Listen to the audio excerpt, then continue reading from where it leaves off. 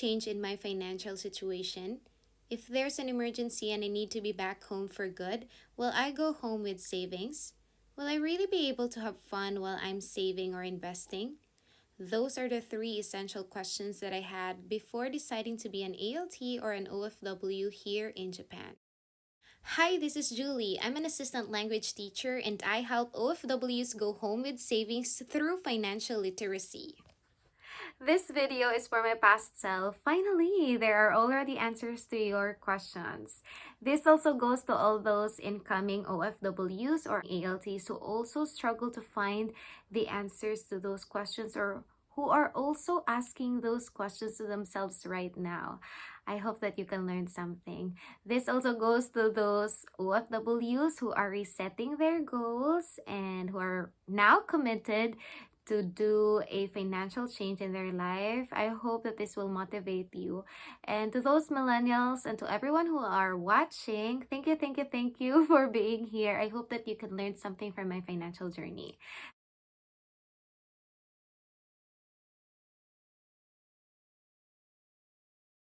On January 2019, that was 2 months prior to my flight to Japan, I seek a financial help from a very reliable financial coach because I already anticipated na magkakaroon ako ng sobrang laking utang.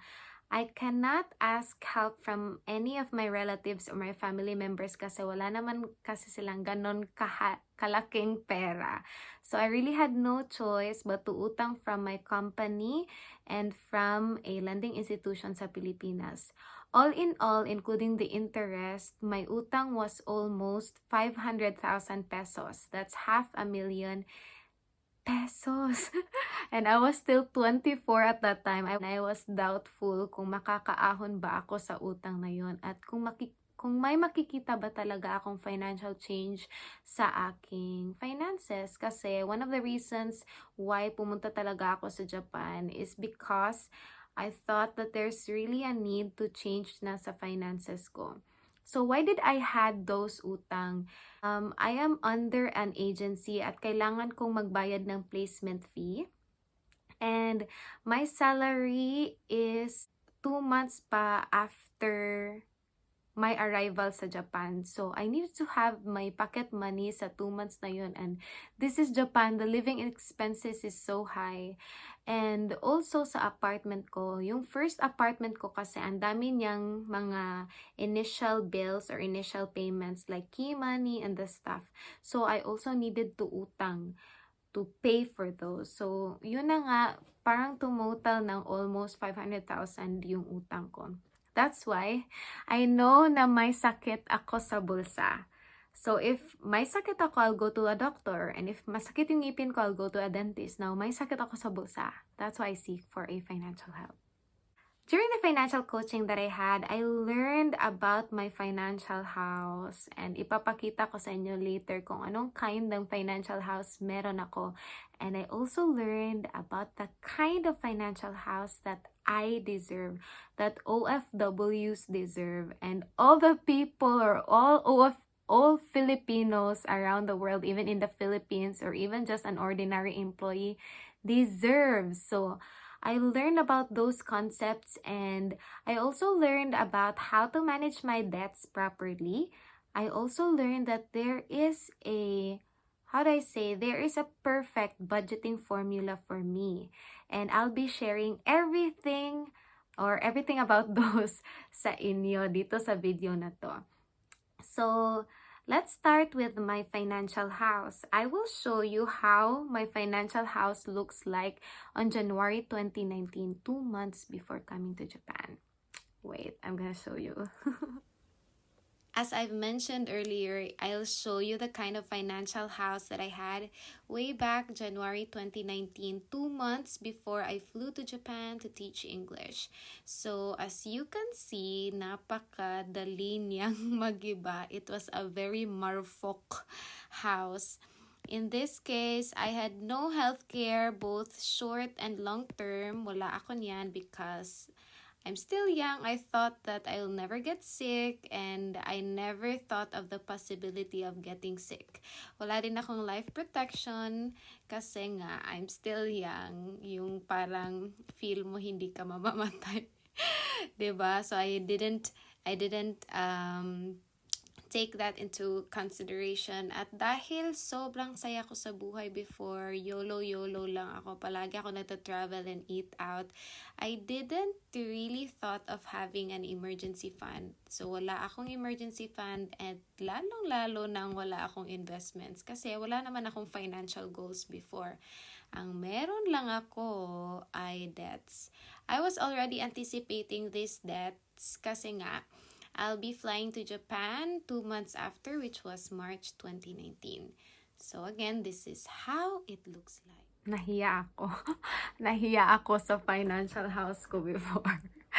Pero when I learned about the kind of financial house that I had varied reactions. So first was I was really shocked and like, wow, this was the kind of financial house that I have. Isang financial earthquake lang, definitely mababaon talaga ako sa utang for the rest of my life or for a long time, 'di ba? My second reaction was I was encouraged and I had a new dream, which is to be able to have a solid financial foundation or to be able to start having or building my finances well. It also gave me a dream to really stick to my financial plan, to really have the discipline na mawala yung lahat ng mga utang na yun at makapag-start. And number 4 realization was I felt that I'm so blessed na I learned about those things before coming to Japan. Kasi kung hindi ko natutunan yung mga bagay na yun, I don't think my changes sa finances ko. I think I'll still be the same Julie as before. Sobrang YOLO ko, wala akong ipon. Wala naman akong utang way back before really coming to Japan. Pero talagang sobrang wala akong disiplina sa pera ko. Sobrang nasa YOLO or wants ko lang siya. Wala talaga akong ipon. So, that was also an eye-opener na, eto na, you'll go to Japan. Huwag mo nang sayangin yung days mo dyan. Uuwi ka talagang may ipon. So let's now answer question number 1. Will I really be able to see a change in my finances? My answer is yes. I am able to see a drastic change sa finances ko. And I'll be showing you the financial house that I had so that you can see the comparison, the before and after, or the before and after the financial coaching that I had, and the before and after 2 years of being an OFW, and here it is. So, to answer my first question, will there really be a change in my finances? I can definitely say that yes. Through my financial house, I was able to measure and I was able to see if I'm already closer to the goals that I have or closer to that financial change that I want to see in my life. At dahil sa financial house na to, na measure ko kung malapit na ba ako or medyo malayo pa. As you can see, it's already very colorful, and just a disclaimer, I'm still building it. Hindi pa ako sobrang lapit sa goals ko, but I know that I'll be able to get there because I'm already starting. And to give you more details about this, just a little detail. I already have my healthcare and I have it with Kaiser International. It's the best healthcare for me. I also have my life protection from MB Life or Manila Bankers Life. It's very affordable. I'm only paying it annually, and I think I'm only just paying 5,000 pesos for a 1 million coverage sa MB Life. And I've already managed my debt. Finally, I am a debt destroyer. Finally, I destroyed my 500,000 debt nang hindi umabot ng 1 year. Siguro nabayaran ko lahat ng utang ko in January 2020. Ayan, so sabi ng financial coach ko, yung emergency fund should be 3 to 6 months ng aking income, and I'm still building it. hindi pa ako nakakapunta sa amount na yan. But slowly but surely, 'di ba? Mayroon namang help from God. We will get there. I know that I'll get there. And with my investments, I'm investing in mutual funds kasi very safe siya and super dami niyang benefits. So, yun, meron na akong investments. Now that I already shared my answer to the first question that I had, let's go to the second question. If there's an emergency and I really need to go back to the Philippines for good, will I be going home with savings? I can say that yes, I'll be going home with savings. Though hindi siya ganun kalaki, at least in my 2 years, I've built it, and I'm really very happy and thankful to God na despite all the emergencies that happened to my life within the 2 years na nandito ako, meron at meron pa ding naiwan or iniwan si Lord sa akin. And I know that it will surely grow. Ayan, so my question number 3 was, will I really be able to have fun even when I am saving and investing, or while I am saving and investing? And I can say that definitely yes. If you are my Facebook friend, siguro everyday kang may update sa life ko. And if you're my follower sa Instagram, nakikita mo talaga yung mga places na pinupuntahan ko. And it's not because of me, but by God's grace. Sobrang abundant ni God, and He poured out so many blessings sa life ko. Maybe because I also prayed for this, and He answered prayers. So that's the bottom line. He really answers all our prayers. And prayers ko to na sana while I am investing and saving, or sana while I'm still trying to build my solid financial foundation, I can still enjoy my youth or my life. Ayan, so how did I was able to build my solid financial foundation? I'll be giving you some tips so you can also do it on your own. My first tip, which is really what I did, is to find a reliable financial coach. I am emphasizing on the word reliable because your financial coach should journey with you in every areas of your finances. That person should be your go-to in times that you need a little help or an advice with your financial management.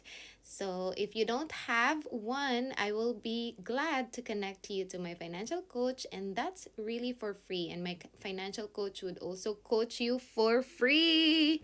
Yes, you heard it right. Tip number 2, have a strategic plan and really stick to it. Yung strategy na ginawa ko is following a budgeting method that really is the best for me and that really works for me, which is called the abundance formula, where 100% ng income ko minus 10% goes to tithes, 20% directly goes to my investments, and then 70% goes to my wants and needs. 50% yung napunta sa needs ko, tas 20% napunta sa wants ko. And tip number 3, base your strategies with your financial goals. Always try to see if yung mga strategies na ginagawa mo, directed ba siya or directly going to your financial goals. Ayan. Tip number 4, learn to say no. Especially us na mga OFWs, ang dami-dami talagang nagchat-chat at umutang. Umutang or nag-a-ask ng kung ano-ano dyan. So, for me, if hindi naman siya emergencies at hindi naman siya totally need, I always learn to say no, and I always tell them my reasons why. Why no? Why not? Why not now? Why later? Ayan, financial tip number 5, increase your cash flow. A lot of us can relate to this, especially mga OFWs na nasasayangan sa oras. As for me, to increase my cash flow, meron po akong mga part-time jobs. So, if ikaw gusto mo mag-increase ang cash flow mo, I suggest you do online selling or find any part-time jobs para mas madami tayong ma-invest at madaming ipon.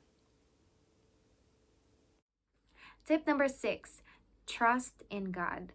I know and I believe that God will bless us some more so we can become a blessing to others. And He has great plans for us. He is planning an abundant life for us. And if we just have the courage to surrender our finances to Him, I know that He will be glad to control our financial life. Thank you so much for reaching to the ending part of this video. I hope that you've learned a lot, and if you think this is helpful, please don't forget to like and subscribe to my channel. And if you have any questions, please don't hesitate to comment them down below. Thank you guys for watching.